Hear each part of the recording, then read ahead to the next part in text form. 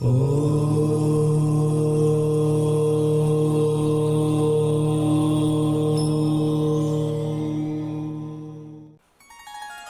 ধর্মে অমৃতের সমান চরণামৃত। পঞ্চামৃত ও চরণামৃত এক নয়। জানুন এই দুটির মধ্যে কি পার্থক্য। হিন্দু ধর্মে পুজো অর্চনার নানা নিয়ম ও উপকরণ রয়েছে। এমনই একটি উপকরণ হল চরণামৃত। মনে করা হয় চরণামৃত পান করলে ঈশ্বরের আশীর্বাদ লাভ করা যায়। জেনে নিন চরণামৃত গ্রহণ করার ক্ষেত্রে কোন কোন নিয়ম মেনে চলা জরুরি। পুজোর সময় ঈশ্বরকে ভোগ নিবেদন করা অত্যন্ত জরুরি। ভোগ প্রসাদ নিবেদন না করলে পুজো সম্পূর্ণ হয় না। বিভিন্ন দেবদেবীর জন্য আলাদা আলাদা প্রসাদ নির্দিষ্ট রয়েছে। সেরকমই পুজোর জরুরি উপকরণ হল চরণামৃত ও পঞ্চামৃত। পুজোর পরে প্রসাদ হিসেবে চরণামৃত ও পঞ্চামৃত পান করলে শুভ ফল পাওয়া যায়। বেশিরভাগ মন্দিরেই ভক্তদের মধ্যে চরণামৃত ও পঞ্চামৃত বিতরণ করে থাকেন পূজারীরা। তবে অনেকেই চরণামৃত ও পঞ্চামৃতকে একই ভেবে ভুল করেন। মনে রাখবেন, চরণামৃত ও পঞ্চামৃত সম্পূর্ণ আলাদা এবং এই দুটি প্রস্তুত করার প্রক্রিয়াও ভিন্ন। চরণামৃত কি? নাম থেকেই স্পষ্ট যে চরণামৃত হল ভগবানের চরণের অমৃত। শালিগ্রাম শিলাকে গঙ্গা জল ও তুলসী পাতা ও তুলসীর জল মিশ্রিত জল দিয়ে স্নান করানো হয়।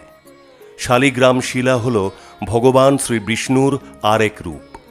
ভগবানের পা ধোয়া সেই জল ভক্তি সহকারে গ্রহণ করলে উপকারী ফল পাওয়া যায় বলে প্রচলিত বিশ্বাস। চরণামৃত গ্রহণের নিয়ম। চরণামৃতের শুদ্ধতা রক্ষা করা সব সময় জরুরি। চরণামৃত সব সময় তামার পাত্রে তৈরি করতে হয়। এই পবিত্র জলে তুলসী পাতা মেশানো থাকে। তামার পাত্রে তুলসী মিশ্রিত জল রাখার ফলে আয়ুর্বেদ অনুসারে এই ঔষধি গুণ বৃদ্ধি পায়।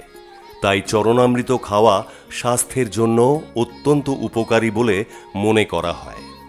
এই জলে শরীরের রোগ প্রতিরোধ ক্ষমতা বৃদ্ধি পায়।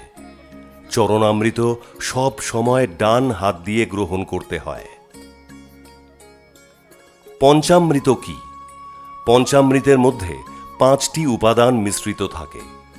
দুধ, দই, ঘি, মধু এবং চিনি দিয়ে তৈরি করা হয় পঞ্চামৃত। এর সঙ্গে তুলসী পাতা মেশানো হলে তখন এই মিশ্রণ শাস্ত্র অনুসারে অমৃত সমান হয়। পঞ্চামৃত দিয়েও শালিগ্রাম শিলা অভিষেক করানোর রীতি রয়েছে। সত্যনারায়ণের পুজো বা জন্মাষ্টমীর পুজোয় পঞ্চামৃত প্রস্তুত করার রীতি প্রচলিত আছে। পুজোর পর পঞ্চামৃত চরণামৃতের মতো ভক্তদের মধ্যে বিতরণ করে দেওয়া হয়।